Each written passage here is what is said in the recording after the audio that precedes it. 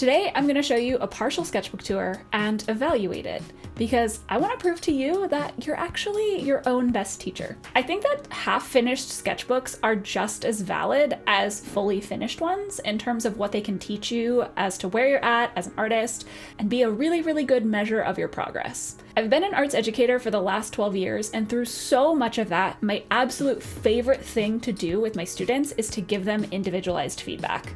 So I started thinking, why don't I do that for myself? Wouldn't that be useful? And so you'll get to see me do that exact thing here. Maybe you're like me and you start a sketchbook because you're really, really excited about the smooth, gorgeous paper and the way that it lays open flat when you go to work with it. And that's a totally valid reason to start a sketchbook. You also could be using your sketchbook for something entirely aside from sketching. You could be using it to learn how to play the guitar again, which is what I'm using this sketchbook for. Maybe you got a sketchbook because you really loved the leather binding and you thought that it would go great in your hiking kit. And the first thing that got you the most excited in your sketchbook was to take all of your leftover acrylic paint and put that down on the page and turn that into the basis for making your sketches. Also a totally valid use of a sketchbook. But I've found that if I don't have a structure of questions, problems, or prompts to start with, it's really, really hard for me to get back to what that original intention was. Let's get into the evaluation of this one. So in the first page, I have my rules. I have the date I started, which was April 2nd, and this sketchbook's rules, the first one was to draw and paint from observation whenever possible. Drawing and painting from life is extremely hard. And that's because there's so many factors like light changing, things moving, and also having to figure out what the composition is with your own brain instead of a camera that I think is a really, really useful task. One of the reasons that I loved this sketchbook is when I'm painting in the landscape, I am incredibly bad at square compositions. I find them really challenging, and I often end up leaning on my phone to shoot in square mode and then use that as my compositional tool. When I do that, I'm not challenging my brain enough to actually figure out where things are supposed to land and live in the composition. So I got myself one of these. This is a Viewcatcher. And what I like about this is I can set it to just about any size, but the most important thing, when I look through this little viewfinder thing, what it does is it simplifies all of my values down. So because I'm only looking through a tiny pinhole, I can see where the lightest and darkest areas are, and I think it makes me better at articulating the difference in contrast.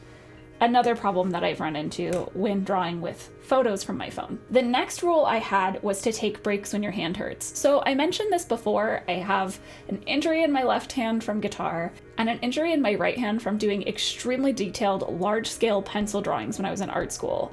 They were really cool and they looked excellent.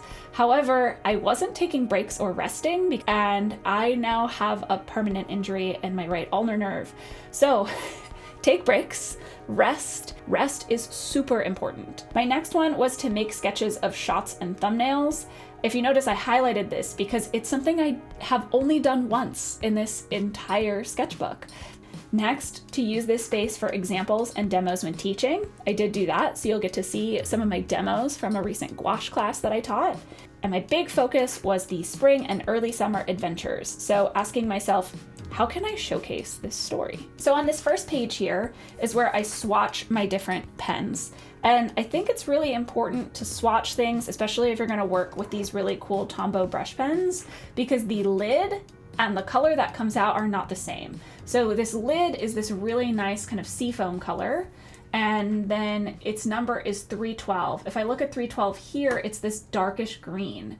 So there are some like 620 here, and this one is the same color as the top, but not all of them are like that. So having this swatch here is a really great reference to go back to when I'm working with these and I don't want to swatch on the page. All right, so my first page that I have here, I did this with my friend Kelsey. We went and painted in the city, and I found this discarded dresser drawer front, and I was channeling James Gurney and his ability to draw things like trash and make them really beautiful. And so I wanted to make this discarded object look really cute. And I did kind of this same thing with this old chair in my friend's yard. And then the next one I have here are some of the poppies and the wisteria at Bees and Blooms. So these poppies and the wisteria also both done from observation on site at the farm. Both of these I also worked on a hot pink ground. So I laid down, I've got this case for making set of watercolors, and I laid down this fluorescent pink first before I started working. And that allowed me to get this really glowy pink of the top of the wisteria here. Next up, another two from observation. So the prickly pear on my patio. Next up, the lacy phacelia at Bees and Blooms. These are a really, really great pollinator plant, and they're bright purple and have these little spikes. So I painted those in the vegetable garden there with some of the nasturtium happening in the background. Next up, I was at Bees and Blooms because I was teaching an art on the farm course called Opaque Watercolor in the Garden. So this is me demoing a bunch of different blacks, and then how when layering your gouache paints over the top, you're actually going to be able to get opacity, a thing that you really can't achieve with standard watercolor. And then we also did some practice in the sketchbooks for my students where we talked about the different textural qualities of gouache paint. So things like when it comes right out of the tube, it kind of acts like a gel. Then cream with a little bit of water, coffee when you're using it kind of like a wash, but slightly more opaque, and you'll get some of the pigment separation that I think is so wonderful about working with watercolor media. And then tea when it's really just a stain or a wash. And then we practiced different ways of painting florals and branches with tilting and shifting the way that we hold our brushes. Again, another demo of the depth of a really, really dark black and being able to layer the titanium white directly over. Then we all went out and walked around Bees and Blooms farm and took photos of the different flowers and vegetables in bloom. And then we all came back and made sketches really focusing on composition. I teach this because I'm bad at it. So we each made 4 thumbnail sketches, and then the students actually created finished paintings. Next up, here is the one thumbnail I drew. This was for my video on zines, how you can turn your sketchbook into a zine. And then this is an area of Los Trompas in Alamo, California that I drew. This is another favorite place I like to hike. Then these two are from photos. This was a commission study of a waterfall in Glacier National Park, and this is the calendula at Bees and Blooms. Then I was at the Apple store getting my phone fixed. I had broken the back of it. And then the wisteria at a storefront in Berkeley. When I abandoned my phone, I just took my sketchbook and my pens, and I just was like, okay, I'm gonna be phone free for a while, and it felt really good. I found this really cool disc and tape trading post in Berkeley with all of these laser discs glued out to the front, which was really fun to see. And it says, please give as much as you take. And then this was a rock study for another commission, really trying to think about how I can transform the color of the rocks at sunset. And then this is when I got to Costa Rica. So we went to Costa Rica to visit our family in April, and we got to stay with them, and the sunrise in the morning was amazing. We were regularly woken up by these really, really cute birds named laughing falcons, and they are so loud, and they just laugh with one another like rowdy birds at a bar at 5 a.m. So I was getting up at 5 a.m. when I was on that trip, and I got to watch the birds eat. And so this is probably my favorite Costa Rican bird, the Montezuma oripendula. There's going to be a bunch of paintings of this guy here in the book, because he is just a silly fellow. Next up, I've got the keel-billed toucan, and I was really just trying to challenge myself to paint this one with the brush pens only. And then this is the oripendula again, and I called this one the feast because the oripendula can't decide whether he wants to eat the banana or the bee. Then I made this drawing of the air plants. I'm absolutely obsessed with how bromeliads grow in Costa Rica, and I think they're so cool. They're everywhere. They're on the top of fence posts. They're on everything, and they're gorgeous. This drawing, not great. And I think this is a good example of how I am learning how to use these brush pens, and I don't really know how they work yet. But it turned out quite well for this little drawing of my in-laws cat Maya. Then we went to go eat at this place called Cafe Oropendola, and these were actually the Oropendola nests. So that cool bird that I just told you about, they hang these nests that they weave out of straw and collected materials in trees, and the way that they get into them is they actually turn upside down into the nests to get there to feed their little babies. And this was the view of the lake from the cafe. Then that same day, we went to the El Castillo Conservancy and saw all of these amazing butterflies, and we got to see this really cool creek, so I drew that with the Tombow brush pens, and I also drew this really cool owl butterfly.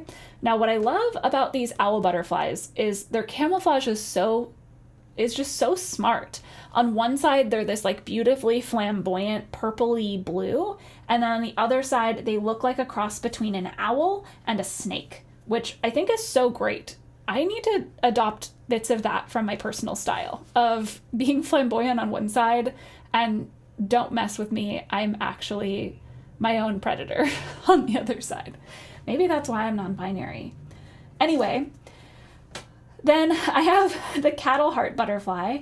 iNaturalist said that this was either fire spike or cardinal's guard. I think it was actually cardinal's guard, but it was really cool to capture this butterfly with all of this red in it on this reddish pink flower with a green background. And then I've got the poison dart frog. So it's also called the blue jean frog because he looks like he's wearing some jeans. Very cute. And the blue jean frog is called the poison dart frog because the indigenous peoples of Costa Rica would actually use the poison from this frog on the end of their darts in order to make a little bit more of an impact when they were fighting their enemies. Next up, we have Rio Celeste. I haven't been able to stop thinking about this water. I painted this one from life on site, and I'm glad I did because the color was just phenomenal. This greenish blue. I heard a tour guide talking about how the water's color is like this. It's a volcanic area. So the volcanic eruptions left deposits of aluminum, sulfur, and silica in the water to create this really, really wild reflection. And this is another one from Rio Celeste. Again, on site, trying to use the Tombow brush pens and struggling massively with using them, but these struggles are important. So next up, got to see the Audinal volcano start to peek its little head out from behind the clouds. It's often a very shy little volcano. It's a very shy big volcano, and it's always got its own weather happening near the top, but it was fun to actually see it in real life. And then this is a painting from Rio Celeste that I did from a photograph. And you can see here the difference in how I choose light versus dark when I'm working from life versus working from a photo. I definitely like how my work looks when I work from photos better, but I wouldn't have been able to get this color right if I didn't have this study. Next up, this is one of the most successful pieces I think I have from my Tombow brush pens, and it was Lunch at Cafe Coco. This was in an area of Costa Rica called Monteverde, so I wanted to remember how good the coffee was. There's this hanging planter, the coffee in this, and I really like this spread. I want to do more things like this. Next up, both of these paintings were done from life at the place we were staying in Monteverde, known as Los Pinos. And so the way that these amazing plants were just growing on the pine trees just stunned me, because I have tried to grow plants like this in my home in the States, and they always die, but they grow like weeds hanging on plants in Costa Rica everywhere. Another thing that I really love is Costa Rica is a very eco-conscious country, and they reuse stuff all the time. And with this, they actually were reusing this old tire as a planter for these really fun red blossoms. So this was the craziest thing that happened in Monteverde.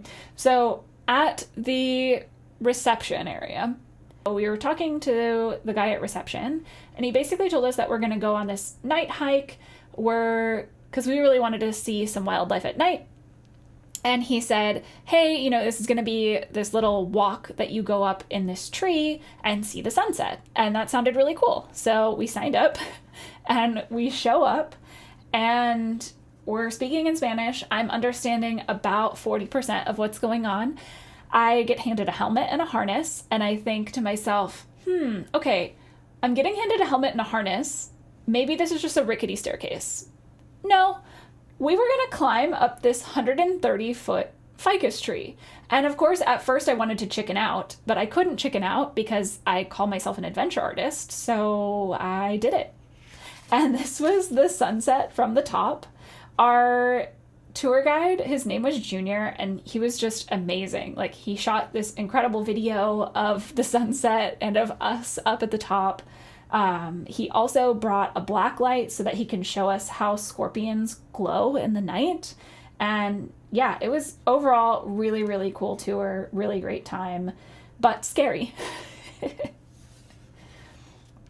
Next up, also another day in Monteverde. This is my favorite Costa Rican dish. It's called chifrio, and it is red beans and rice with fried pork, and it has plantains, salsa, and avocado on it. It's amazing. It's so good. Next up, the quetzal. This we were able to spot also in Monteverde, and this quetzal was nesting. So let me show you that. Here it is. This is the boy quetzal. You can tell with its really, really long tail. And it was nesting about 7 feet off of the trail that we were on. So truly incredible. At this point in the trip, I actually did a little bit of a self-evaluation and said, hey, remember when you said draw and paint from observation whenever possible? So I did this little drawing from observation of a pond. And then I also did this one of the driveway near my family's house. And then this one from observation with the Tombow brush pens of the Tiburon City Center. Now, both of these I don't really consider that great of paintings, but I learned a lot from both of them as to where I struggle compositionally and where I struggle with both color and form. And this one of Pop's Ice Cream, I really liked this contrast of the orange door and window and the view from the bird deck. So when I simplify like this, and think kind of like if I were going to make a drawing in printmaking or in risograph, that's where I think that I'm really strong with the brush pens. But when I'm trying to do the same type of romantic light and scenes that I would do with gouache, that's where I'm weaker. So going into gouache here, both of these are from photos. So this is a waterfall in Monteverde, and then this was a solitaire in its nest. And I would probably say this might be my favorite spread in the whole sketchbook so far, just because I loved how this little solitaire came out, how I was working with pattern in the gouache here for the different leaves and moss. And I really, really loved the sense of contrast I was able to get with this one and this one. They tell a story together in a way that I really like. So then I didn't paint much more for the rest of my trip in Costa Rica, and I spent a lot of time on the flight, an inevitable layover in LAX, painting and drawing just using brush pens. So this was a little recharge station at the Liberia airport in Costa Rica. This was our hotel window on the final night, and I did this one with both the Tombow brush pens, and I have a couple of the Stabilo pens like this for the smaller mark making. And that's me finally letting myself bring some of the hatching back that I used to use for my entire drawings. Then the maracuya cheesecake. So I can't eat gluten due to one of my disabilities, and this hotel we stayed at called Hacienda Guachepelin had everything gluten-free. So I ate pizza and pastries and all kinds of things that I normally can't eat, and it was very exciting. So maracuya is a passion fruit, and passion fruit cheesecake, so delicious. Then I tried to capture the morning light on the door. Again, this is the type of thing that I would paint with gouache, but I was like, how do I challenge myself to think about the general shapes when I am working with just the Tombow brush pens? And then this was the hanging plants at La Tortuga. And I have a direct comparison and contrast here of this is what I did with the brush pens, and then I studied the same composition with gouache.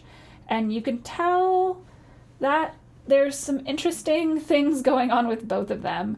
I don't think this one has quite enough contrast, and I think this one doesn't have enough green happening there. So I was a little bit too afraid to use green, so I was only using the chartreusey color. And in this one, my gouache had gotten to a point where it was basically, it had hardened in its case, so I wasn't getting as much opacity when I was layering, and that really kind of messed me up. So this painting made me reactivate my entire gouache set.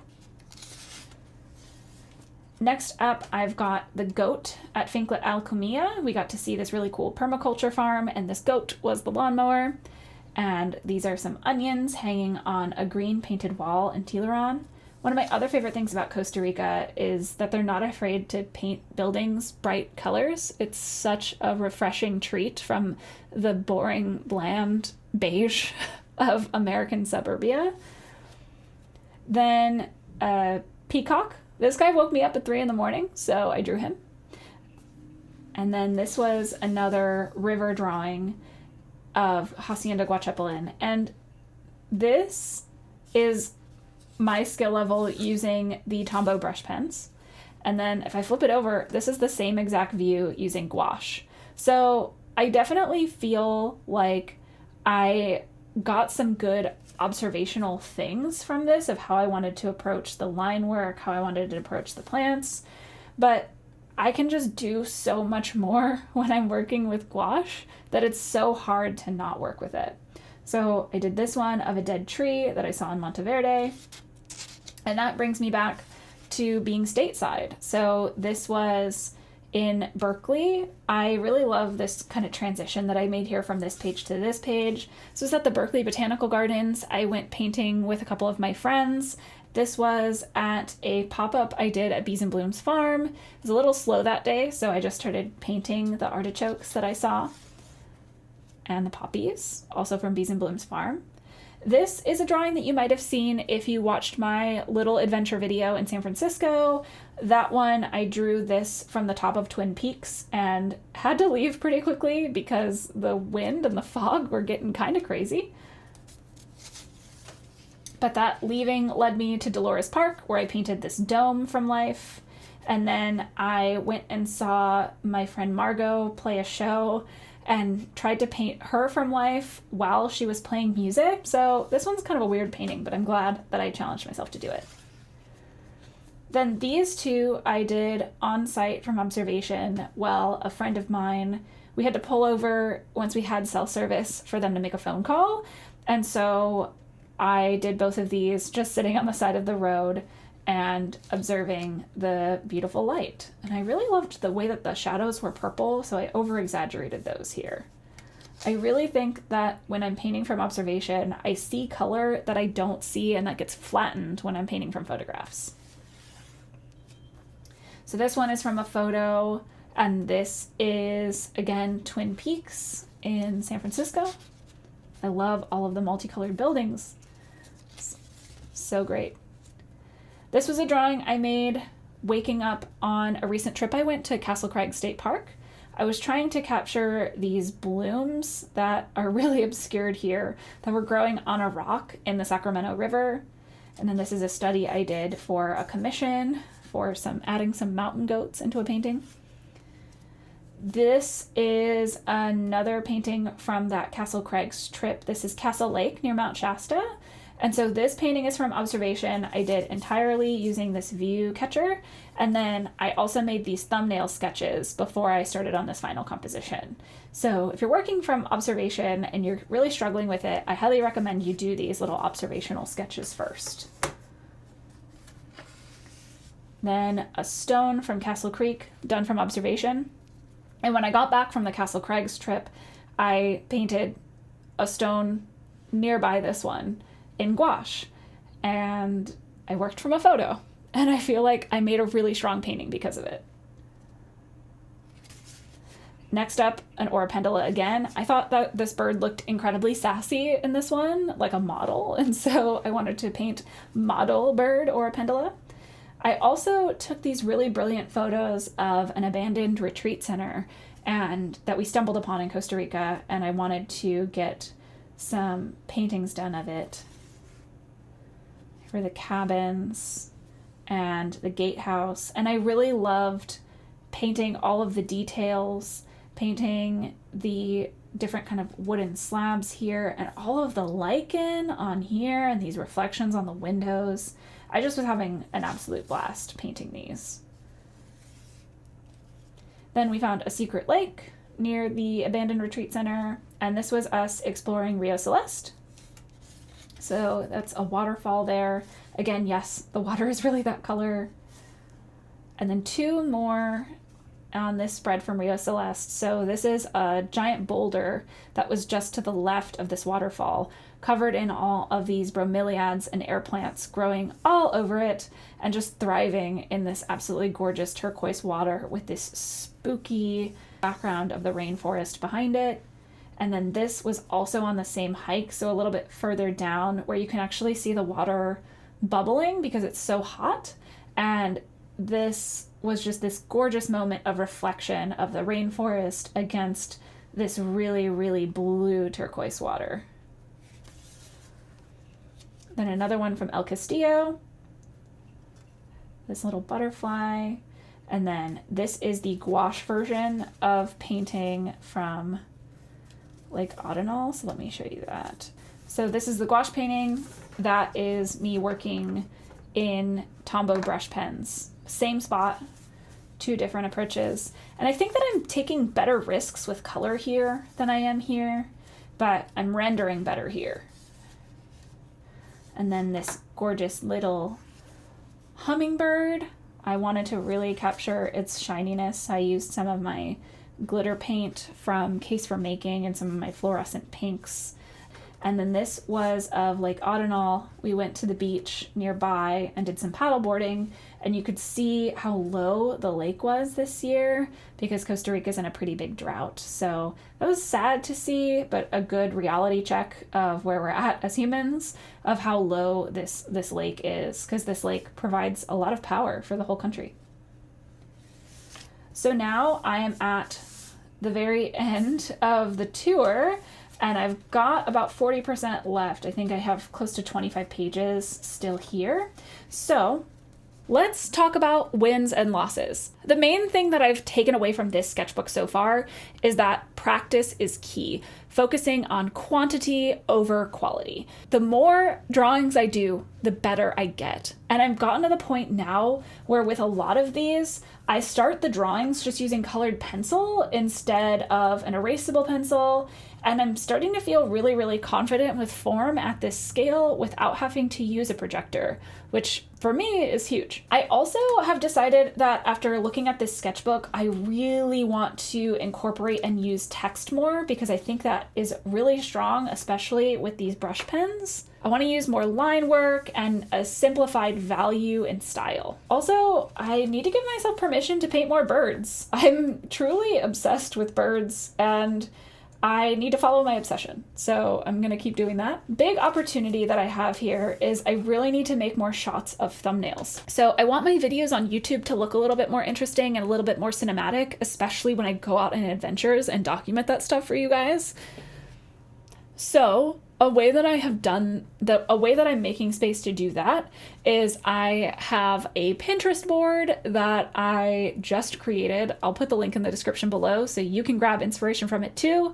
And I'm going to use the things that I pin on that board as well as additional pins that I add myself from different YouTube videos I watch to remind me of the goal and stay inspired, and use those when I'm like, I want to draw, but I don't know what to draw. So I'm going to draw them in my notebook. I have already iterated this, but I'm not very good at using these Tombow brush pens, which means I need to use them more. They don't behave like alcohol markers, and that's completely okay. It's important for me to acknowledge that I have a weak spot, and rather than giving up on that thing that I feel like I'm weaker at, it just really means I need to push myself to do it as often as possible. You can look at the inspiration that I've collected on my Pinterest board in the link downstairs. The last thing is I haven't really painted as much as I would have liked to directly from life, so I'm gonna do much more of that whenever possible. I'm meeting some friends for a picnic in the park this weekend, so I'm definitely going to use that time to paint while I'm hanging out with my friends. You have seen me do this self-evaluation. So you're probably wondering, okay, Mel, how do I do this myself? So I think it's important that you determine what things you want to be focused on or what questions you want to ask. What are the particular things that you're trying to learn right now? Do you know what those are? Can you write them down? And if you need help with developing prompts for your sketchbook, I actually have this video right here that you can go watch that will be all about helping you develop those prompts for yourself. I want to reiterate that you also get to decide when your sketchbook is done, when you've achieved the learning outcome you're going for. Maybe you're trying to get better at drawing frogs or jellyfish, and so your whole sketchbook is just frogs and jellyfish. And then you get halfway through and you're like, okay, I feel like I'm good on frogs and jellyfish for now, but maybe I want to come back to that in a little bit. Hopefully you feel inspired by watching this video to do a little bit of a self-review for yourself, because you really are your greatest teacher. Please go ahead and explore the clickable things that I have in the description below. If you have sketchbook questions, feel free to leave me a comment, or if you want to share your sketchbooks a little bit more in depth and connect with me on a deeper level, I am opening my Discord server once again that I made back when I was doing this work as a podcast. Thanks for watching, stay creative, and find your own way to persistently bloom. See ya. Goodbye. Farewell. See you.